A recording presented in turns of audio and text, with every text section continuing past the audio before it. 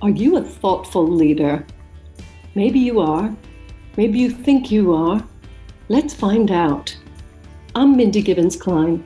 I'm author of The Thoughtful Leader and host of the Thoughtful Leader podcast. Thoughtful leadership is all about thought leadership that goes above and beyond. Thought leadership that is truly new and original, exciting, disruptive, maybe even groundbreaking. Because let's face it, we need to raise the bar. My guests and I are absolutely obsessed with finding truly original thought leadership, and I'm going to bring you so many exciting ideas and opportunities, things for you to think about, and chances for you to push your thinking that you'll be very glad you tuned in. So thanks so much for checking out Thoughtful Leadership and the Thoughtful Leader podcast. I look forward to connecting with you very, very soon. Welcome to the show. My guest today is the amazing, thoughtful leader, Susan Popoola. Now, Susan and I met something like 15 or 20 years ago. I think it was on the platform called Academy. It could have been somewhere else. It was on Academy. Fantastic. And I've just watched her share her wisdom across the years. She really has some fantastic things to say. So I'm delighted to welcome you here today, Susan. Thank you very much for having me today, Mindy. It's a delight to be here. Well, you're a delight, and I know this will be a really interesting conversation. So I'm going to jump straight in with a thoughtful question, hopefully. This is the Thoughtful Leader podcast. And I think what would help the listeners understand you and your motivation would be if you explain how you got into the work that you're currently doing. You started off by referencing books. And in many ways, I could connect what I do to books, because when I was small, I wanted to write for a living, because I read Enid Blyton books. She made people happy. I wanted to make people happy. And should I say that was something key to me, people's value, people's worth. I was taught when I was small, everyone has something unique to offer. Doesn't matter whether it's someone cleaning the office, someone managing the office, everyone has something to offer. And that has followed me through life. For a long time, I wasn't even conscious where it came from. But then over time, I've worked out that's what my mom taught me.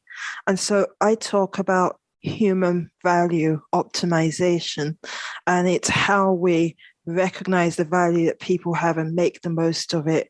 One side of it is people recognizing the value that they bring, and the other side is people around them, whether in education, the workplace, or wider society, recognizing the value that people bring. And so that permeates through what I do. Where we're talking about what I do in the workplace, my work, which is with leaders, whether it's the work that I do with young people, where I do some work with young people who have been in care, or whether it's writing and the writing of books, which is funny enough, started with you all those many years ago. And I'm so glad that you chose to work with me to get that book done. If you don't mind me mentioning that first book, it really is stunning. And I talk about it all the time. And I know that's not exactly where you play now. But the stunning thing about touching the heart of Milton Keynes was, well, first of all, the title was very intriguing.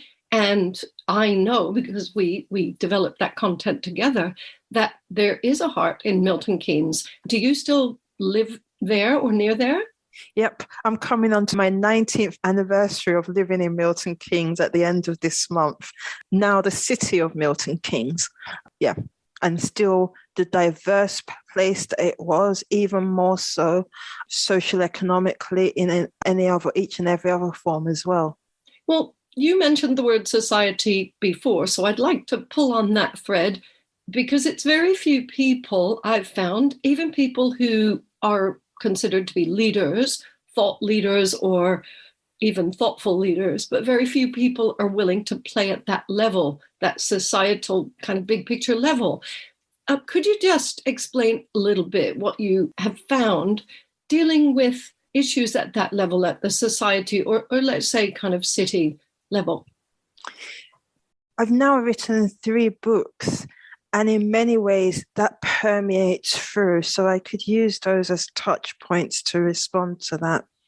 Touching the Heart of Milton Keynes, a social perspective, part of it looks at the social economic challenges that people face, sometimes people that are not included, the wider environment that people are in, the good things that the environment had, and the challenges, should I say, existed as well. So I think that was important in terms of the context, the environment that people are living in, the context also that organizations are operating in. So when you've got people coming into your organization, you understand the environment, the challenges that they face, the opportunities, and how it impacts them in the workplace. The second book, and I didn't come back to you, Mindy, because you did such a good job with me working on the first book that I was able to work independently when it came to the second book. But the second book, Consequences, Diverse to Mosaic Britain, is really looking at the challenges that we faced in, should I say, working Britain, the far right. Are we all horrible, racist people if we support such political parties? Or are there wider issues that I touch on? How we became the diverse country that we are today, and what we need to do to move forward to embrace everyone. And that's where I start talking about diverse to mosaic, because if you think of the concept of a mosaic, that's something joined together by a common purpose, common interest, and that creates something beautiful from diversity. Again, that's context for organizations to think about when they're recruiting, when they're working with people, how their policies affect people on a day-to-day basis, and also the wider concept of the mosaic, how they can think of drawing their people together to work more effectively. And then the third one, which was just published last year, as Male Perspectives on the Value of Women at Work. And if you think about, for a long time, we've been talking about the challenges that women face in the workplace. We've got a lot of great initiatives and programs, but progression has still been limited.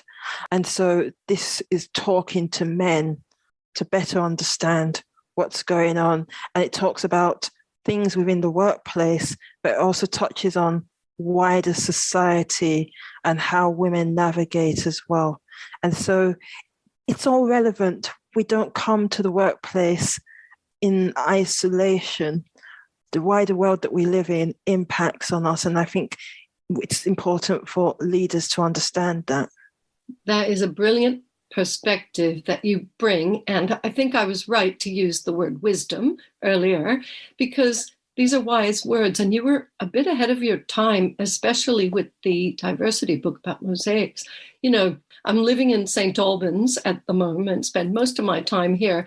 And there are some fantastic mosaics that have been preserved. I don't know how many of the listeners have been here, but it really stops you in your tracks to see all these tiny little pieces of different colors and different shapes coming together to form such a beautiful picture. So totally get the metaphor, love it. I hope the listeners are inspired. The point that you brought out right at the end nails it for me, because you cannot ignore the wider perspective, that the environmental issues and the challenges. And yet many people try to do that, myself included. I'm going to segue into thoughtful leadership, because I believe the thoughtful leader understands that it's more challenging, it's harder to step back and take into account that wider picture, but he or she or they know that it's important to do that and essential. And so thank you very much for bringing that up. Continuing with the theme of thoughtful leadership, where have you seen it in action in the past 12 months, say?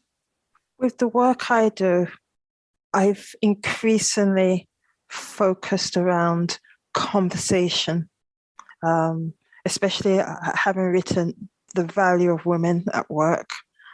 It's you can't just write something, but so talking to men.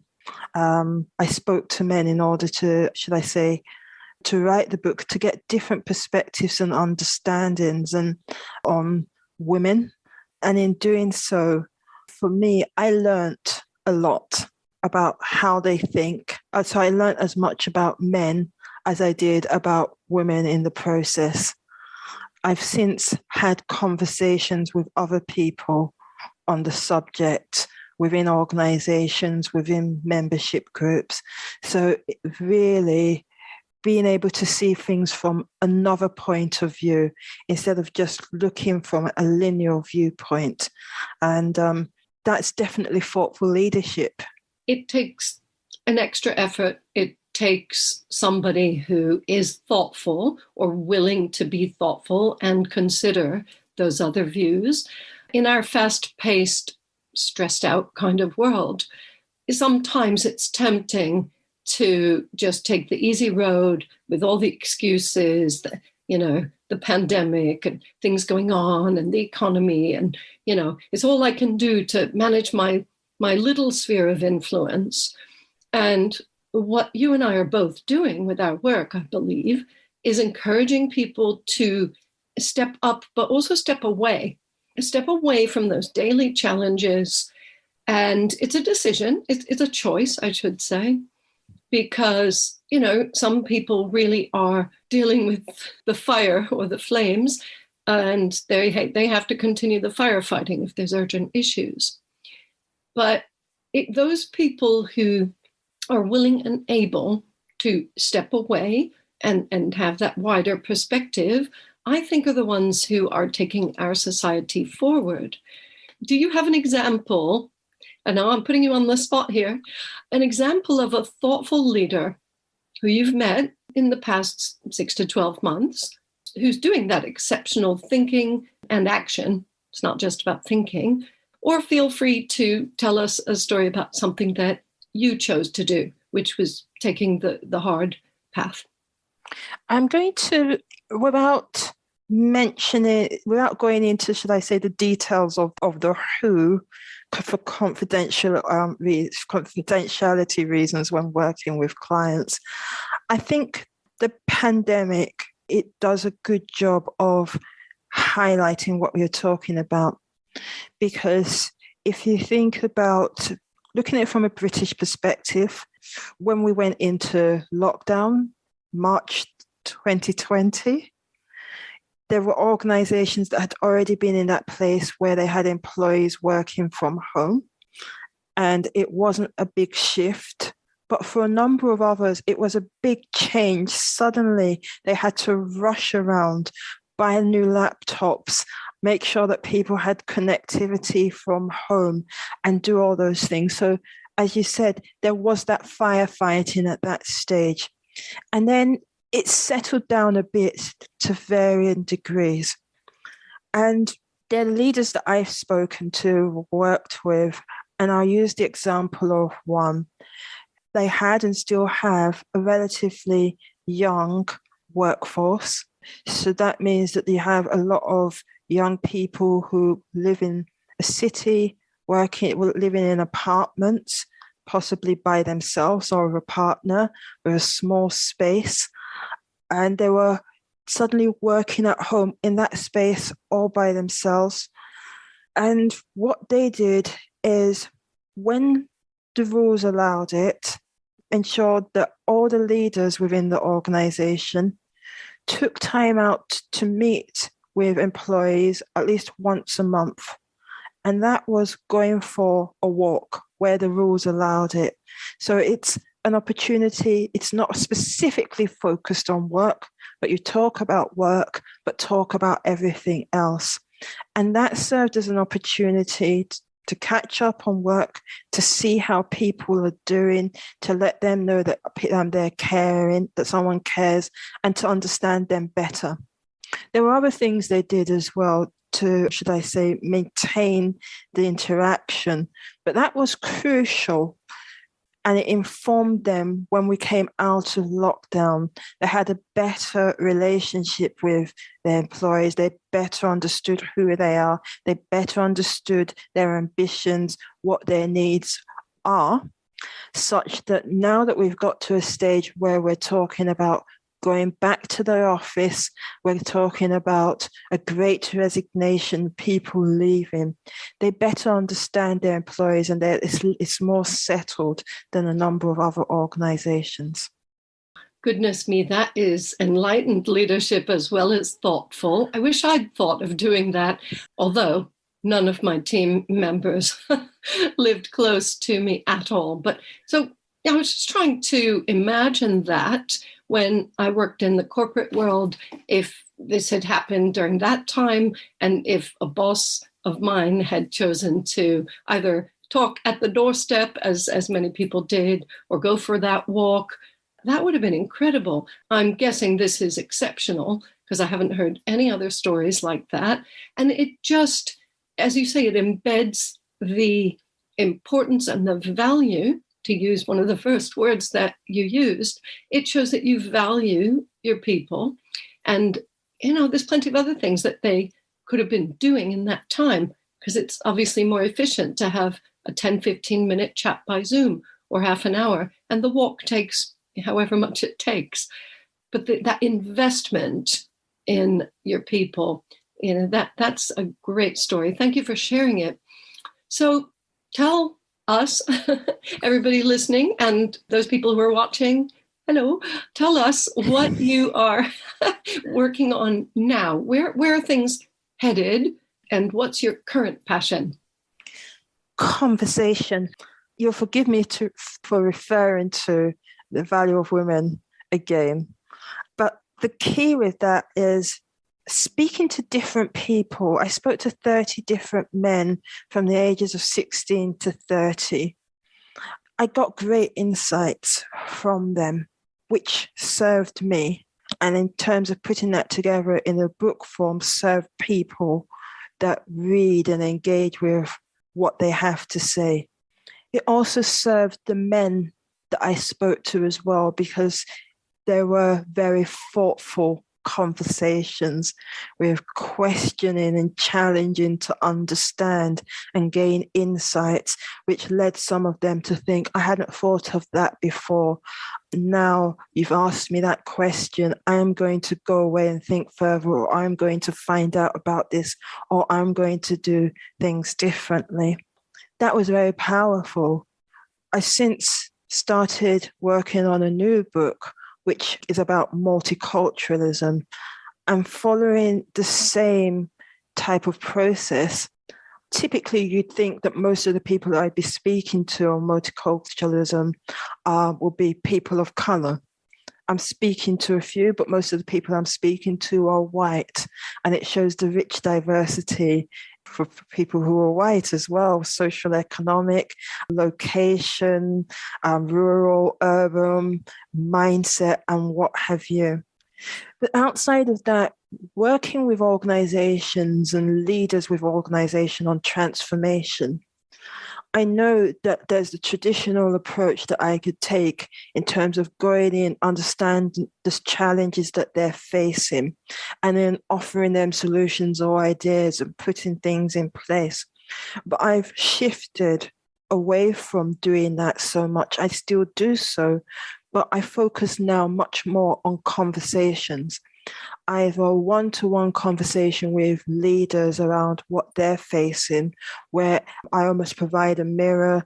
I get them to delve deeper into their own understanding and provide insights, but also group leadership conversations that I run that enable people to share their thinking about the wisdom in the room, the experience in the room. That's very much where I'm focused. Well, so interesting, because you and I have not connected for at least 4 or 5 years, maybe more. And I'm on a parallel path, as many of the listeners and viewers know.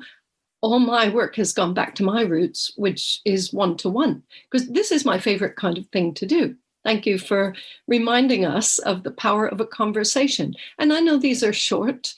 I keep them intentionally short because I thought about it at the beginning, and I thought I don't want to have hour-long podcast interviews. Sometimes I'd love to carry on. In fact, almost every conversation, I feel a bit sad that it has to end. We have 5 minutes left, by the way.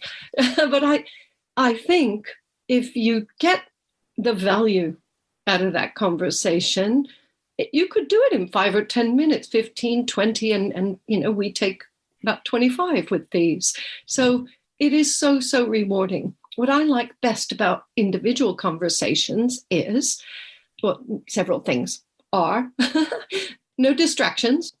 So, some people in a group setting, for whatever reason, attention-seeking, ego, habit, they jump in when you don't really want them to. They derail or divert the conversation. In a one-to-one, as long as you've switched off your devices and notifications, or maybe go for that walk outside, you don't get that. You can really focus on the other person.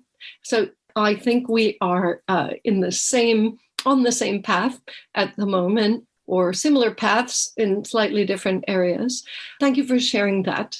What you said about the Great Resignation, I've written about this quite a lot, and I've written about pulling out the thought leadership and thoughtful leadership in your people. This is my current focus, is, stemming that tide that's, flowing out of the organization, because I think good leaders do care, and there's many factors that they can't control. So I'm going to ask you now for 1 or 2 tips, real practical tips for people leading a team where they're concerned that team members are looking elsewhere. What are your best tips, Susan? Get to know, if you don't already know your people, get to know them. There's a saying that today we're living what we created yesterday. And so the key is today to create our tomorrow. So know your people on a one-to-one basis, understand them, understand their circumstances, understand what motivates them, understand the challenges that they're faced with, understand their ambitions. Really get to know them. Let them know that you care. Hopefully you do care, and you don't just see them as widgets, but you see them as people that are adding value.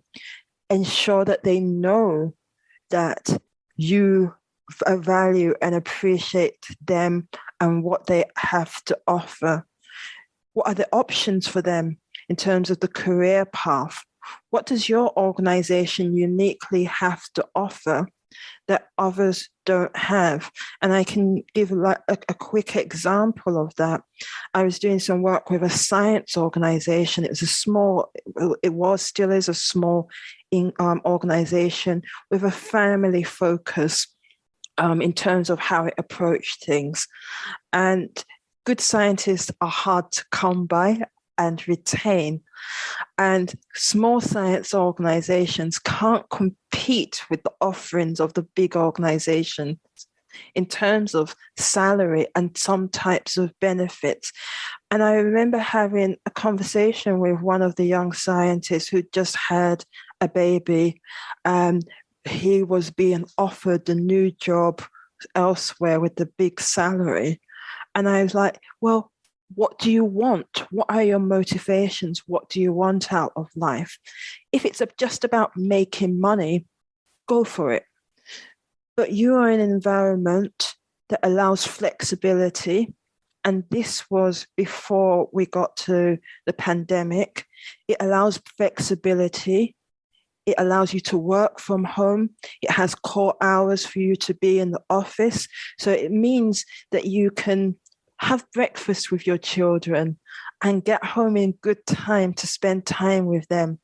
It allows innovation whereby you can come up with a project idea and you can do as long as you're getting the core responsibilities done, you have flexibility in terms of how you do things, and you can also do additional things you like.